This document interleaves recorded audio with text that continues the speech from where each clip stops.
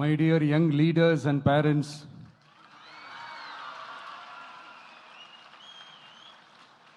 என் நெஞ்சில் குடியிருக்கும் உங்க எல்லாருக்கும் என்னுடைய வணக்கம் வணக்கம் வணக்கம் வணக்கம்.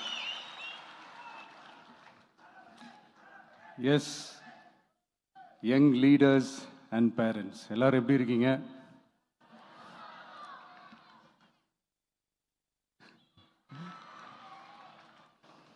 உங்க எல்லாரையும் சந்திச்சதுல மிக்க மிக்க மகிழ்ச்சி.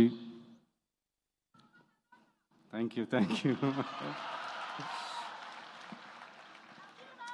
Love you too. First of all, congratulations for your this beautiful achievements. படிப்புல சாதிக்கணும் தான், படிப்பும் சாதனை தான், அதான் மறுக்கல. பட் அதுக்காக பர்டிகுலராக ஒரே ஒரு படிப்பில் மட்டும் நம்ம அச்சீவ் பண்ணியே ஆகணும் அப்படின்னு நினைக்கிறது ஒன்றும் சாதனை கிடையாது. ஒரே விஷயத்தை பற்றி திரும்ப திரும்ப யோசித்து உங்கள் ஆங்ஸைட்டியை ஏற்றிக்காதீங்க. அவ்வளோ ஸ்ட்ரெஸ்ஃபுல் ஆக வேண்டிய அவசியம்லாம் ஒன்றுமே கிடையாது. இது நான் ஏன் சொல்கிறேன்னா, நீட்டு மட்டும் தான் உலகமா?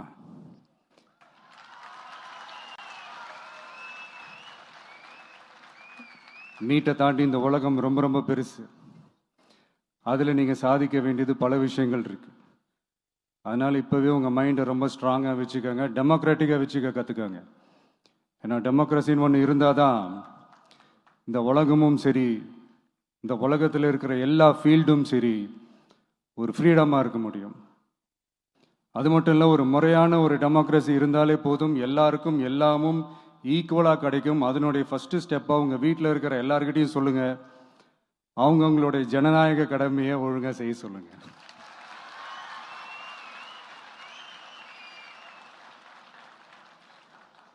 ஜனநாயக கடமையை சரியாக செய்யறதுன்னா அது ஒன்றும் பெரிய ஒரு விஷயம்லாம் கிடையாது, சாதாரணமான விஷயம்தான். நல்லவங்க, நம்பிக்கையானவங்க, இது வரைக்கும் ஊழலே செய்யாதவங்க யாருன்னு பார்த்து தேர்ந்தெடுக்க சொல்லுங்க. அவ்வளோதான், ஆஸ் சிம்பிள் அஸ் தட். அதுதான் அந்த கடமை.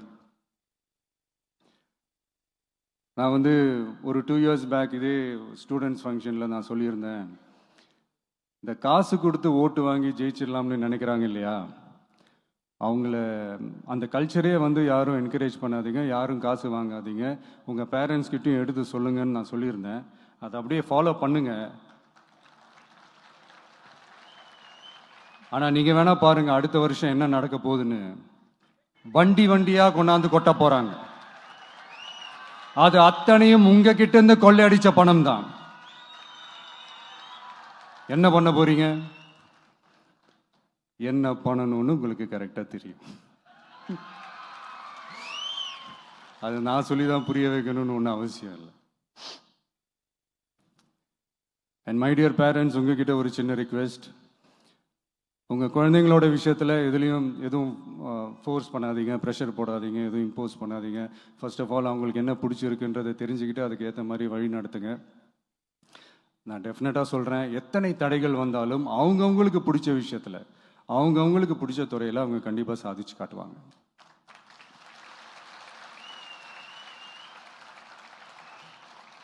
அண்ட் இன்னொரு முக்கியமான விஷயம் உங்ககிட்ட நான் ஷேர் பண்ணணும்னு நினச்சது என்னென்னா, இந்த சாதி மதத்தை வச்சு இந்த பிரிவினை வளர்க்கிற அந்த சிந்தனை பக்கமே போயிடாதீங்க.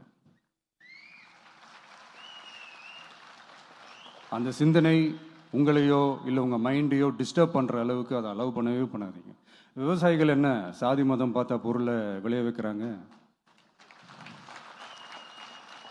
தொழிலாளர்கள் என்ன சாதி மதம் பார்த்தா பொருளை உற்பத்தியில் ஈடுபடுறாங்க? இவ்வளோ ஏன் இயற்கை அம்சங்களான வெயில் மழையில் சாதி இருக்கா, மதம் இருக்கா?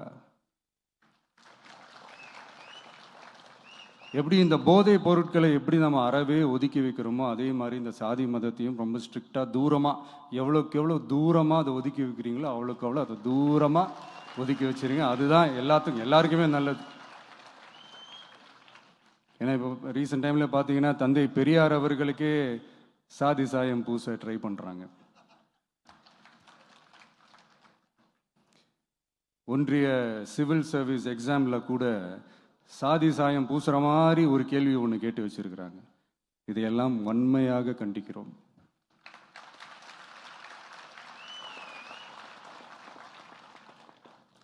இந்த உலகத்தில் எது சரி எது தவறு அப்படின்றத அனலைஸ் பண்ணி பார்த்தாலே போதும். ஒரு குழப்பம் இல்லாத ஒரு தெளிவான ஒரு வாழ்க்கையை ஒன்று வாழலாம். எதுக்கும் ரொம்ப எமோஷ்னலாக ஆகாதீங்க, அவ்வளோ வருத்தலாம் இல்லை. டெக்னிக்கல் அண்ட் சயின்டிஃபிக் அப்ரோச்சோடவே திங்க் பண்ணுங்கள். ஏன்னா வரப்போகிற இயர்ஸில் ஆல்ரெடி வந்துட்ட இந்த ஏஐ ஆர்டிஃபிஷியல் இன்டெலிஜென்ஸ் உலகத்தை எதிர்கொள்கிறதுக்கு அதுதான் ஒரே வழி. The sky is vast and wide and you have strong wings. So feel free to fly like a bird with courage, conviction and confidence.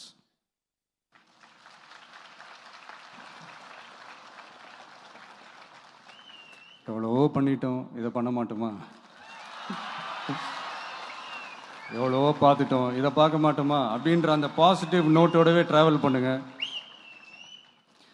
கான்ஃபிடென்ட்டாக இருங்க, நல்லதே நடக்கும், வெற்றி நிச்சயம். மீண்டும் சந்திக்கும் வரை நன்றி, வணக்கம். நான் அடுத்த செட் ஆஃப் ஸ்டூடெண்ட்ஸ் கூட நான் நெக்ஸ்ட் வீக் போல் நான் மீட் பண்ணுறேன்.